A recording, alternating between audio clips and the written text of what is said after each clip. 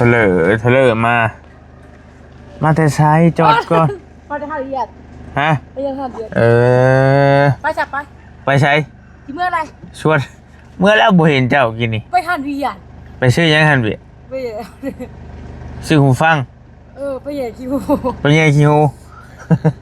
ป้าสบายสิซอยรถก่อนโอเคข้ามมาน้ำมามึงก็มาหาเขาได้บ่นะเดี๋ยวถอยรถปั๊บป่ะเพื่อนเจ้าคนละเพิ่นมาแต่หันเวียดบ่ซั่นเป็นว่าไงรีบอรี่กำลังมาหาน้องดำเลยบ่เห็นมาแล้วบัดเห็นเถลอมากำลังสิออกมือแล้วเด้น้องเพิ่นหั่นบ่มีโทรศัพท์มันก็นั่นนี่แหละขี่รถแท้เพราะว่าบอลี่กับมาแต่ละเทื่อก็เสี่ยงมาแหละเพราะว่าน้องบ่มีโทรศัพท์นะพี่น้องมาก็ต้องได้กะเอาว่าสิอยู่คันบ่อยู่แล้วก็ไปคันอยู่แล้วก็อยู่หั่นนะคันบ่อยู่เฮาก็ไปคันน้องเพิ่นอยู่ก็คืออยู่ว่าเนี่ยเพราะว่าการสื่อสารเฮามันติดต่อน้องเพิ่นบ่ได้เฮ็ดจังได๋ฮะก็บ่ฮึงปานใดเว้ยมันติดนอกก่อนเลยฮะเว้ยมันนอกตอนติดได้หันเรียนจักแล้วสิได้เบิ่งเนาะเจ้าก็ได้เรื่องว่าสิออกเมื่อแล้วบ่เห็นเจ้ากระยาแล้วเนาะบ่เห็นก็เข้ามาได้มันเห็นก่อนบ่เห็นก็มือไม้หั่นน่ะอย่าเอาตุ่มน้ำฮะหนาวบ่เพิ่นเห็นเอาผ้าห่มมาหนาวบ่พวกหมีก็ได้เฮ้ยมันยังจับเลยยังบ่ทันให้จับเอาเลยอาจารย์ว่ายอกสิให้เจ้าหั่นแหละไปนั่งกินน้ำกันไป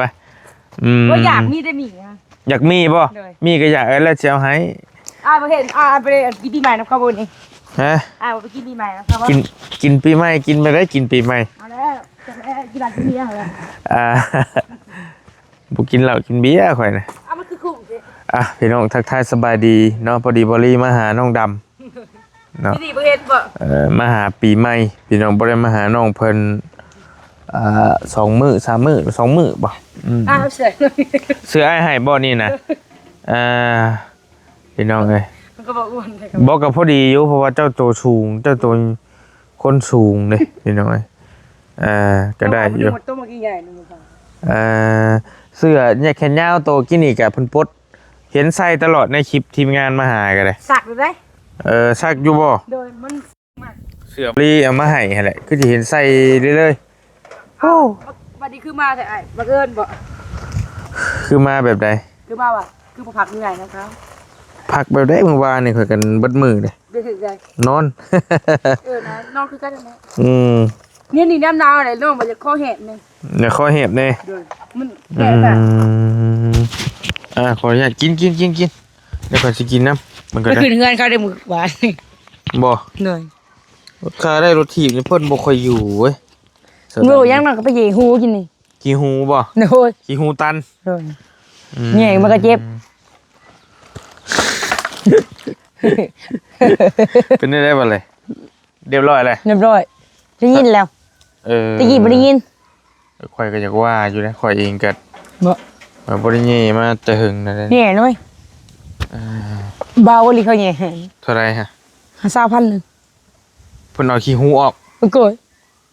เต็มเลยบ่จำเลยคัดคันในที่หลายคนเริ่มมาหน่อยหัวยุงค่อยก็ได้ไว้ในที่หลายคนอยู่เนาะมาแบบนี้จักเลยบ่จักเด้อเข้าเบิ่งกันบ่ผู้ชายนี่ก็เบ้าคิดว่าคำมาเพิ่นมาแล้วเลยเพิ่นเมื่อเลยสวัสดีเด้อพี่น้องเด้อกินข้าวแล้วบ่มื้อนี้กินแล้วพี่น้อยกินมึงดูแซ่บได้ขนมไทยนี่ขนมLC นี่บ่นาวบ่ธรรมดานาบ่นาวใช่มั้ยมันคึมๆอากาศคึมๆมันนี่ก็ได้แม่พี่น้อยเนาะไปสิเมื่อแล้วติบ่เห็นน้องเขาว่าสิเมื่อแล้วเห็นวันอะไรกันบ่ว่าสิเมื่อแล้วกับพี่น้องเห็นบ่พี่น้องที่ชาวดำเพิ่นเห็นผ้าห่มก่อนสิไปไทยมื้อแม่นเพราะเอาแวะหาเจ้าก่อนแล้วสิข้ามไปไทยพี่น้องครับเอารถไปเลยแล้วก็นอนอยู่ไทยเลย ก็ว่านั่นแหละแม่ข่อยบ่สบายแม่ก็เข้าโรงพยาบาล นี่แหละว่า โดยก็ได้ครับข้าวบ่ค่อยดีปานใดพี่น้องตื่นมาก็วางนึงนี่แหละบ่เตียงส่งมาบอก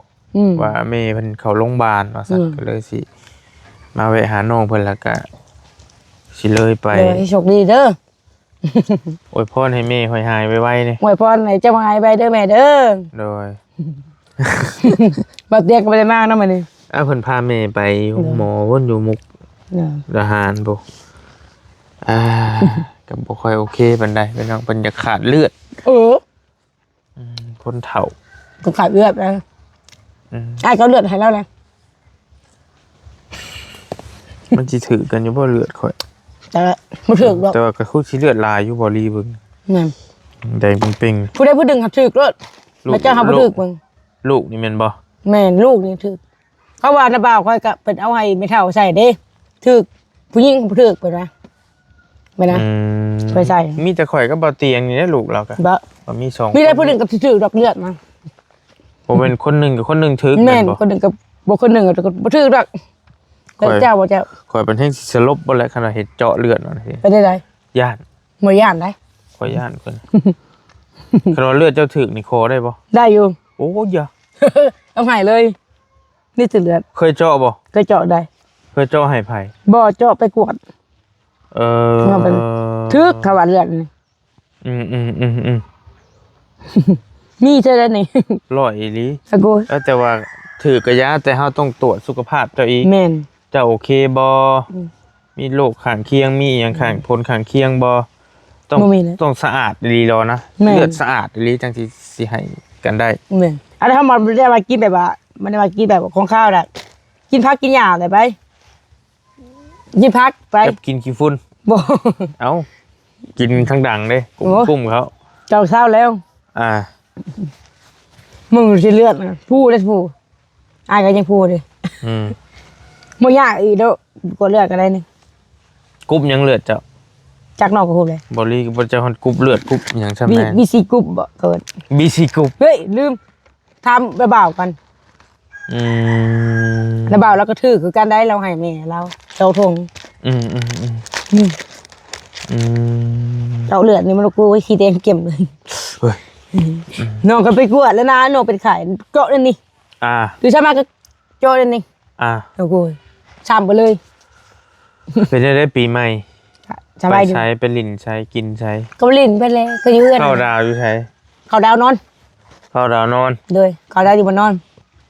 เป็นนี่บอกเขาเจ้าจูดผู้บ่แถวนี้ แล้วกูอยู่เลยหลักไหลยังให้เขาอยู่ไอ้ ตอนเที่ยงคืนที่ฮอดเที่ยงคืนเนี่ยเจ้าอยู่ใส่ อยู่เพื่อน นอนอยู่นี่เนอะ เลย นอนกับไผ คนเดียวนี่แหละ นับหนึ่งนับสองก็คือว่าบ่มีโมงเนาะ แม่ ได้ยินเสียงผู้แล้วก็ฮู้เลยว่าอ้าวปีใหม่แล้ว แม่ตบยังให้เขาอยู่ เอ้า หลักไหลหนึ่งสองสามตุ้มเลย พี่น้องเอ้ย มีแต่นอนแล้วบ่ได้ไปใส่ อวยพรให้ FC นี่ปีใหม่ ไม่เป็นแต่ก่อน FC ที่เพิ่นเบิ่งเจ้านี่แล้ว ไม่เป็นหนักก็ลืมเลย เอากะเว้าให้เพิ่นเด้อ FC ที่ติดตามที่เบิ่งเจ้านี่แล้วอยู่ดีมีแฮงร่ำรวยปีใหม่ ก็ว่าให้อยู่ดีมีแหงเด้อร่ำรวยปีใหม่ FC เบิดทุกคน ทุกคนให้สุขภาพแข็งแรงให้มันยืน สาธุได้แหละ หยุดผูกเพราะเขาทำด้วยกัน แต่ แล้วก็ พรจากน้องดำ เขาคือแล้วก็จุ่มต้มแล้วคือมื้อนะฮะน้องอยากให้เขาอยู่หลักไหลเด้อจังโดน หลักไหล เมื่อยเด้อ เมืองว่ามันอะไรเจ้าชีวิตในนอกปีใหม่บัดนี้วิทย์ในนอกมื้อนี้ วันที่2แล้วเด้มัน วิทย์แล้ว วันนี้วันที่2 วิชามื่นเขาก็วิทย์แล้ว ปิดยัง วิทย์ปีใหม่แล้ว วิทย์ปีใหม่เอาวิทย์ปีใหม่แบบไหนอ๋อหยุดนี่บ่ แม่น นี่เพิ่นก็หยุดบ่ หยุดแล้ว เพิ่นบ่ให้ลิน2มื้อ เพิ่นบ่ให้ลิ้นเพิ่นบ่ให้เฮ็ดติ เด้อมาเฮ็ดแต่มื้อเดียวเท่านั้น วันที่31เฮ็ดอยู่บ่ บ่ได้ หยุดจังเดียว31วันที่1ที่2มื้อนี้3มื้อหยุด3มื้อไว้ส่วนหลายก็ มีแต่วาดนี่แหละวาดนี่ก็มีแต่วาดนี่พอดีแต่มื้อเดียวหั่นนะ วันหยุด โมยมือนาโกโอ้ยมือตะบิดนาโกยนอนตัวบริกลับ เป็นอะไร เช็คดูมันครับมีแต่เขาตีบนคืนหัวอยากให้เขาแน่น้องก็อยากให้เขาแน่อยากตีเขาแน่อยากตีเขาแน่ ใส่ตี้บ่ใส่ปาร์ตี้ โอ้ยบุ้งพวกนั้นผู้ชนบ้านอะไรโอ้ยหลายคนดอกน้องก็บ่ได้ตีน้องเขาน้องก็เด็กไล่เนาะไอ้ที่เบี้ยเมื่อยไอ้เอ้ยเมื่อยว่าลูกไปตีสิดอกบ่มันเปิดเด้บ่คืนเขาแจ้งก็ยังบ่ยาเขาช่วยมาเพิ่นนอกที่เขาก็ได้เพิ่นนอก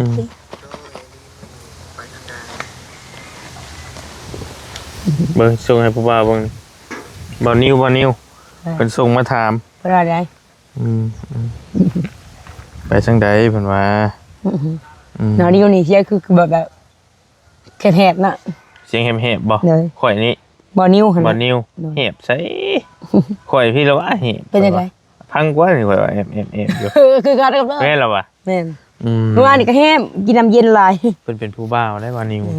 จือหน้าเพิ่นอยู่แล้วว่า เจอดู ได้บ่แบบนั้น บ่นะบ่เอา เอ้าคือว่าบ่ได้ขอกินนี่เด้อ กิโล ให้ได้กินคอคืนได้บัดนี้ บ้าอ้ายเป็นสำหรับอ้ายหนุ่มเด้อ อันนี้นี่นะ จะไปเกาะอีหยังล่ะนี่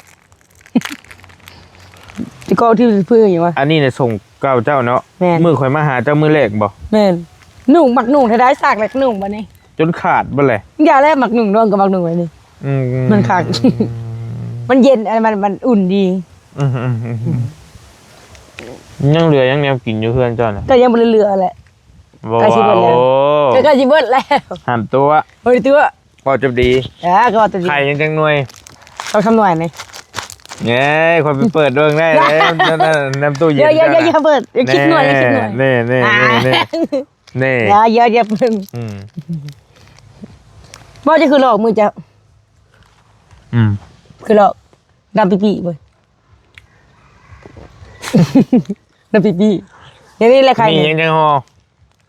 ยังประมาณ10หม้อนี่ เนี่ยเห็นมีรถข่อยไปอยากได้จริง มันเท่ตัวนะ มีข่อยแซ่บว้ายเป็นข่อยผลิตเองปากหวานจ้ะก็คือ เนื้อ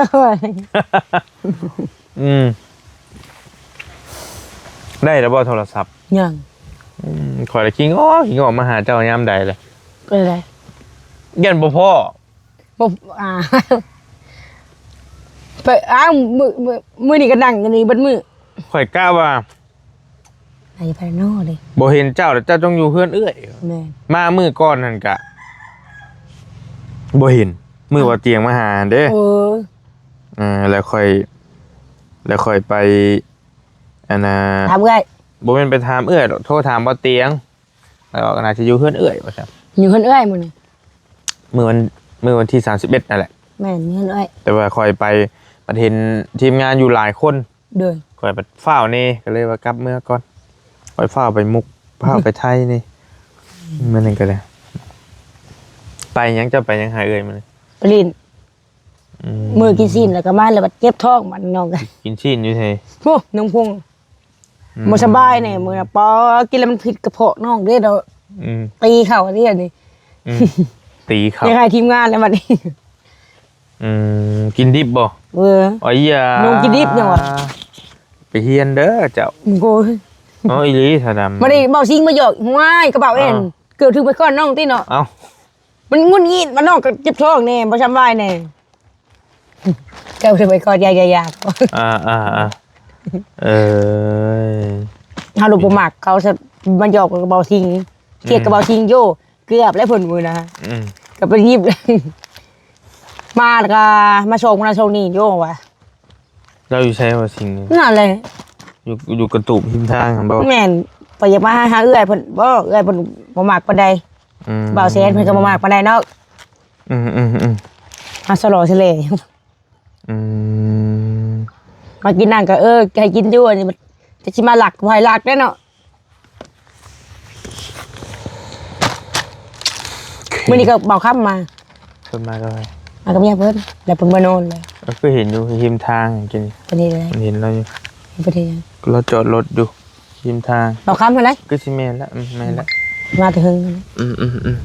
เพิ่นข ข่อยก็ชอบแจ๊กเลยเพิ่นว่านี่ข่อยเพิ่นอ้างน้อง ข่อยก็ชดแจ้ง เพิ่นว่าได้เพิ่นว่าได้กระเป๋าเชนว่าอีเว้า ปีใหม่เข้าดาวหั่นบ่ แม่น เออ แต่ว่าวันเกิดบ่แน่เอาจิตเลยก็ว่าป้าแน่ อ่า เอาเวียดก็ไปร่วมนั่นบ่เวียด อ่า สอนแจ๊กได้เพิ่นว่าโอ้ยหยิบเอารถเด้อค่อยว่า ปีใหม่นี่อยากได้หยัง จังได๋ของควรบ่ เป็นของมีคนให้ของขวัญแล้วบ่ ยังแหละ เอออยากได้หยัง จักลืมเลย โทรศัพท์บ่ โดย อืมอยากได้แบบไรนี่ความฝันเจ้าอีดีโทรศัพท์ นี่ได้เกิดได้ชาตินี่เลย บ่แม่นอันโทรศัพท์บ่โทรศัพท์ก่อนบ่ต้องฮอดเดือนรสชาติ ได้ทราบก่อนอะไรก็ ยี่ห้อหยัง แล้วแต่อ้ายซื้อให้ บ่แม่นสมมุติเจ้าเงินเจ้าซื้อเองอะนะ ยี่ห้อหยัง แบบนี้ได้บ่ แบบนี้ได้อยู่ ดำๆแบบนี้ คืออยู่ Samsung หรืออยากได้ยี่ห้อหยัง Samsung อืม โทรไปได้เนาะโชค3เครื่อง4เครื่อง คันให้เลือกนี่สิเลือกเอาเครื่องใดสมมุติว่า เครื่องนี้ ฮะ เครื่องนี้ ตัวนี้ใหม่กว่าใด ตัวนี้ใหม่นี่เครื่องนี้แหละ บ่ ตัวแก่นั่นน่ะ โทรศัพท์ข่อยหั่นมันอันนี้น่ะตั้งแต่มาแต่เป็นมูลมาแต่ไทยพุ่นนี่ มูลมาไทย แต่ว่ามือสองเบิดเลยของข่อยที่ถ่ายคลิปอยู่นี่ก็ มือสองมีมือหนึ่งเลย ซื้อต่อเข้ามา เลยคักนอกจากก็ได้ อยู่ต่อในห้างนั่นแหละ เลย แต่ว่าเป็นมือสองอันนี้มันก็แบตเสื่อมแล้ว อันนี้ก็ อ่าน อันนี้ก็ ไปเปลี่ยนกดแบตใหม่ ที่ถ่ายคลิปกับมันกล้องมันบ่งาม ไปกดไปเปลี่ยนใหม่ มีแต่ถ่ายคลิปได้มีตัวนี้ เหนื่อย กับตัวนี้ นั่นแหละ กล้องมันงามแน่ กล้องมันงาม กล้องมันบ่สั้น อันนี้มันจะเฮิงแล้ว โอ้ยนี่หน้าเจ้านี่ขาวจั่วเลยนี่เขา เนาะ นี่หน้ามีสิวฮอดบ่เห็นเลย นุ่นเด็กไรเพิ่นอย่าตีคนเขาได้เปิดตู้ดัง ว้าวไปเลย เล่งแท้นี่ ไม่มันเด็กนอนเนาะ โอ้ เพราะเห็นเรียกเบื่อโยม อืม อยู่ผูกคือกัน มาจุด เคยได้ของขวัญปีใหม่อยู่บ่ ยัง อืม บ่เคยได้ อืม มากับอยู่แต่ตัวเดียวเด้อกูไปอยู่ในเอื้อยบนเลย คันได้คือสิดีใจเนาะเบิ่งนี่เนาะ โดย อืมปีใหม่นี่อยากคันมาขอได้อยากขอให้ได้เฮือนได้ซ่าน แม่น ได้โทรศัพท์ เลย รถก็ได้รถถีบ ได้แล้วก็พอแล้วทำไม อืมอยากได้เฮือนแบบใด แบบเอื้อยแหละ เอาแบบเฮือนบ่สิงพอเลยแบบเฮือนเจ้าพอเลย เลย พอดี โดย พอดีอยู่สำนักเนาะ พอดีอยู่ บ่เปลืองงบปานใดกันซ้ำนะที่ถามบ่เซนจักสิเบิดเท่าใดก็บ่แม่นเบิดเป็นแสนบาทคือกันบ่จักบ่หรือว่าจังใดถ้าเราทำไม่ไหม้เองก็บ่เปลืองบ่ได้หรอก ได้มากัน ซื้อไม้โซล่ามาตีใช่ซื้อก็ได้ แม่น ปลุกอยู่ใช้บัดนี้ เพิ่นให้ปลูกนั่นเอง ว่าดินลุงเจ้า เพิ่นให้ปลูกอยู่ได้ก็ได้ ให้ปลุกอยู่แต่ว่ามันก็ มันก็ยังเป็นดินของเพิ่นเด้ซะ หนึ่ง จะเข้าใจอยู่ว่าเรื่ ก็ อง ได้บางทีก็ไปยืนน้ำเอื้อยบางที เรื่องเพิ่นให้ปลุกนะ บางทีก็จะยืนน้ำเอื้อย มีบ่คนสิขายที่ดินแถวใกล้ๆเอื้อยจ้ะ มีอยู่ได้ เท่าไรเพิ่นว่า จักแหละเพิ่นให้ไปเต้นหาภาษีบ้าน อืม ยังบ่ทันว่าดอกถามเบิ่งซื่อๆยันว่ามีอันนั้นก็จักเท่าไหร่บ่ที่ดินเอื้อยแล้วเขาว่าแสนซื้อเพราะว่ายังบ่ทันมีงบซื้อที่ดินที่ยังซอยเจ้ายังค่อยก็ยังบ่ได้สร้างถามมันนะ เลย ก็ยังซื่อๆอยู่แต่ว่ามาหาน้องดำนี่ก็ยังบ่ได้มีทางใดเพิ่นว่าสิซอยนะใดมีแต่เงินส่วนโตเท่านี้แหละให้ซื้อมาให้นี่ก็ให้เจ้าก็เป็นเงินข่อยนี่แหละให้เงินข่อยเอง อันนี้คือว่าของบ่เตียงเองเงินบ่เตียงเองบ่ แม่น อันประทีปนี่ก็ได้จักพันเนี่ยเพิ่นบอก จักแหละน้องลืมเลย คือว่า 2,000 กว่าบาท 2,000พุ่น ล้านปลายเพื่อนกับโทรศัพท์เอาตัวใดก่อน เอาโทรศัพท์ก่อน เพื่อนนึงคือสิหึงเนาะ เด้อบ่ได้โทรหาเอื้อย แม่นอยู่ว่าคุยผู้บ่าวเอ้ย เฮ้ยบ่ดีผู้บ่าว อ้าวไปเบิ่งนี่ บ่ มูได้มาอยู่ ลืมอ้ายบ่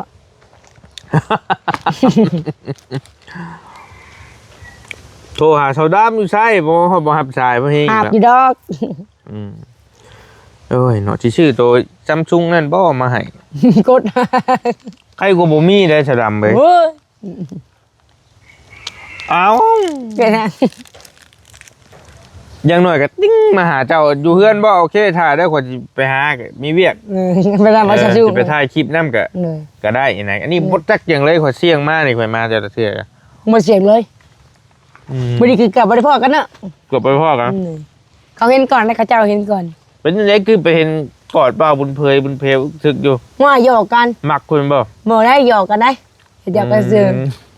อ้าวเขาเฮ็ดหยอกกันซื่อเนาะบ่ก็ หยอกหลายเมียมันให้ บ่เฮ็ดหยอกซื่อ โน่ เฮ็ดหยอกกันอย่างว่ามื้อหน้าก็จะเอาผู้หนีบกัน เรือปูหนีบกัน น้องได้สิหนีบเพิ่นนี่เบิดบ่าวเชนกับบ่าวชาลีเพิ่นพยานกับบ่าวจิตนั่น กระปู เหนื่อย ข้างย่านได้กระปูก็ย่าน จักรยานบ่ บ่ย่านก็ย่านงูที่สุด สิเอาดีบเพิ่นอีก ในชีวิตนี่คันงูลอยมานี่เล่นรถนี่ บ่ บ่แม่นว่าเนาะ ถึงกูเล่นเลยนั่นแหละ มีอยู่บ่แถวนี้ บ่มีเพิ่นก็เหยียบแล้วแหละคันอยู่ป่า มีอยู่บ่ บ่อยู่ป่าเพิ่นมีเพิ่นออกไปให้กับเอื้อยเหยียบแล้วเลย งูหั่นเด้ มันบ่เห็นมันงานทอกเพิ่นเองอยู่ งูหยัง งูเห่า ไอ้ยาของแท้แล้วได้หั่นน่ะในชีวิตนี้ย่านหยังที่สุด ย่านงูนี่แหละ ย่านงูคือกัน อืม อยากหยังที่สุด อยากยังเป็นชุดนี้กินยังเนาะเดินไป มึงรู้สึกว่าข่อยเคยถามเจ้าแล้วแนวกินนี่อาหารนี่มักหยังที่สุดอาหารโปรดเจ้า เผลอบ่ ไอ้ยา เพอ หนึ่ง จริงเหรอน้องดำนี่เป็นน้องคนหนึ่งที่บรีมาหา แล้วก็พี่น้องให้ความสนใจแต่ว่ายังบ่ได้รับการช่วยเหลืออีหยังแต่อย่างใดเลยเด้อพี่น้องก็เบิ่งสิให้เบิ่ง อีหยังนะ ลายเด้ อีหยังวะ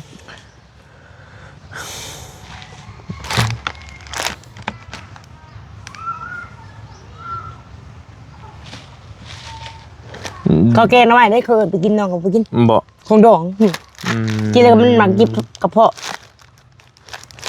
อย่าถือสาคำพูดน้องดำเด้อบอลลี่ว่าซั่นอยู่จังว่านี่แหละ เป็นยังไง ซื้อผ้าปิดจมูกมาให้แน่ว่า FC เพิ่นส่งมาลายเนาะหญิงแกร่งอารมณ์ดี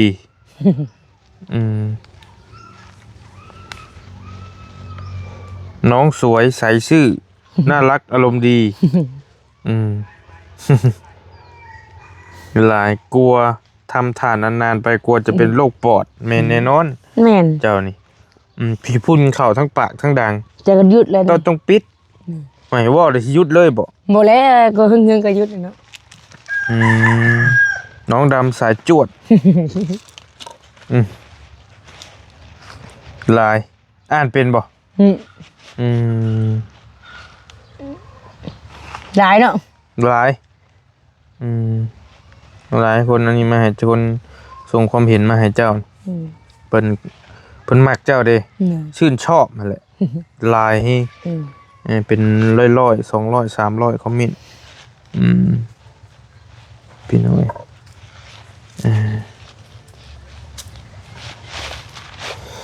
ก็ลายอยู่แต่ว่าชนลายก็ให้กำลังใจแล้วก็ชื่นชอบในตัวน้องดำแล้วก็แนะนำเรื่องการเฮ็ดทานนี่แหละปิดจมูกถึงว่าปิดเนี่ยใดมันก็เข้าแต่ว่ามันก็ยังเข้าหน่อยกว่าบ่ปิดนะแต่ว่าก็เข้าคือเก่าบอลลี่ก็เคยเฮ็ดคือกันทานเป็นแคบเบิดแหละนี่แต่ข่อยเฮ็ดก็บ่เฮิงปานใดข่อยเฮ็ดแต่บ่ได้เฮ็ดทมแบบเจ้านี้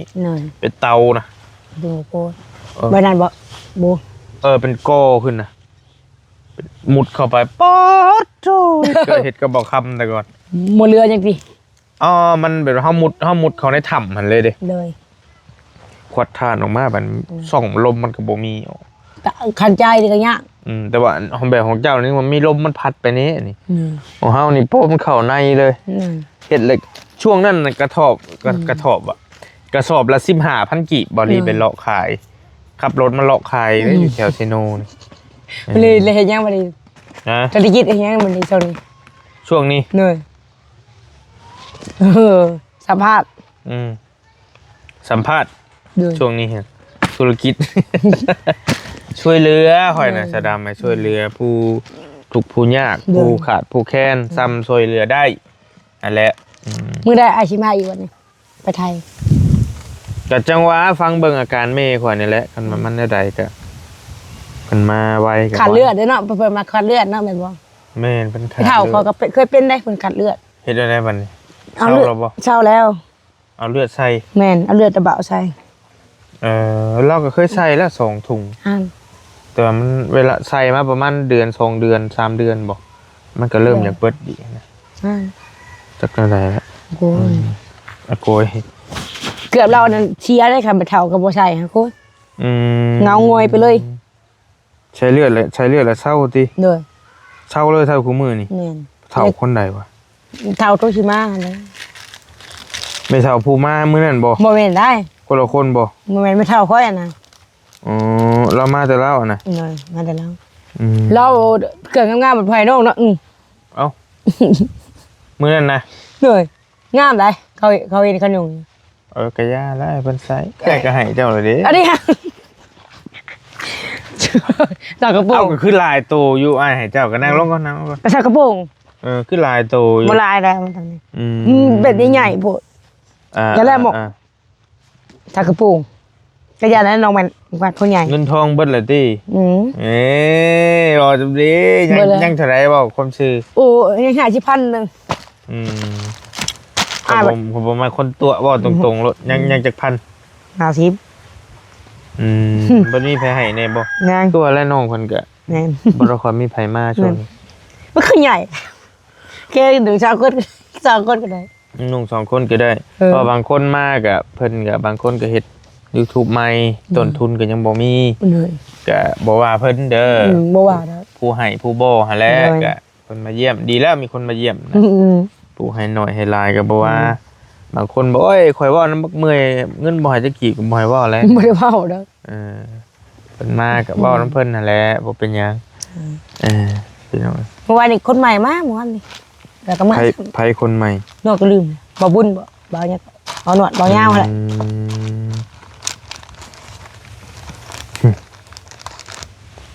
โอเคบ่หนวดลุงหนวดบ่หนวดพอดีว่าน้องก็มาขึ้นกันใหม่ก็แล้วก็มาขอจะเอาให้อีกเด้อให้ใบนึงเอาเด้อไว้ลี่นี่โว้ยเนาะขอบใจหลายๆเด้อขอบใจหลายพ่อให้ควายนี่จุกอย่างเงี้ยจะพาเลยให้ร่ำรวยเด้อปีใหม่เฮานี่เด้อปีเก่าผ่านไปปีใหม่ผ่านมาจ้าเฮงๆปังๆได้บัดนี้บ่ดูข้างนี้บ่เอาบ่มีเอาอยู่อันนี้เอาไว้กินแล้วเก็บไว้กินซ้ำสิกินซ้ำสิกินแล้วก็วันน่ะเช้าแน่เช้าเลยเบิ่งยำไข่ก็แล้วแต่น่ะเช้าคนใดน่ะเช้านี่เงินลังนี่หนักเบิ่งน้องยำไข่และพาไปนี่ก็เจ็บโคตรบ่จะบ่เอาบ่มีเอาอยู่มันยังเอาบ่น่าเจ้านี่เนาะพังเว้านี่ไปจะไปเอาไปแหละมาก็ไปอยู่นำแถมใช่มาอยู่ตัวเดียวมันไปอยู่ในมือไอ้เบิร์ดก็มากกูมาไอ้เอ้ยมันบริบาลนั่นมันบ่มากแบบไหนมันมากความลำบากมากระจักเนาะอาจจะห่อมีแล้วแต่ไอ้ห่อหนึ่งก็ได้ตีซอยไปได้นึงกล้องเขาเห็นเอ้าบ่แล้วแต่ว่ะพอเดียวว่าดมว้าวบ่หยอกไอ้ห่อหนึ่งก็พอเท่านั้นแหละเอาผู้เดียวกินยังไงแท้โอเคอยู่ดีมีเฮงร่ำรวยปีใหม่คือการกระทางปลอดภัยเด้อเจ้าเดี๋ยวฉันมาเยี่ยมไม้ชาดำพอไม้ขึ้นเนี่ยบัดเอาระเบิดนี่ระวังเลยมันระเบิดใช่ไหมโอเคร่ำรวยโชคดีมีเฮงตัวค่ะปีเก่าตัวค่ะปีใหม่ไปเลยไปขอตัวเดินทางก่อนบอลลี่ก็ได้พี่น้องไงเดี๋ยวสิไปเยี่ยมแม่อยู่มุกแน่คือยันมาเพิ่นได้นอนใส่เลือดบ่จังใดสิไปหาเพิ่นก่อนเพราะว่าตอนนี้ทั้งบ่เตียงกับทั้งเฒ่าพ่อกับเอื้อยเพิ่นนั่นแหละไปพากันไปอยู่เนาะแต่ว่าบาลีก็มาเวียกมางานก่อนสักเล็กสักน้อยแล้วก็สิตามไปเนาะไปอยู่ดีมีเฮงโชคมานนะร่ำรวยปีใหม่บัดจุกุทุกคนบ๊ายบายพี่น้อง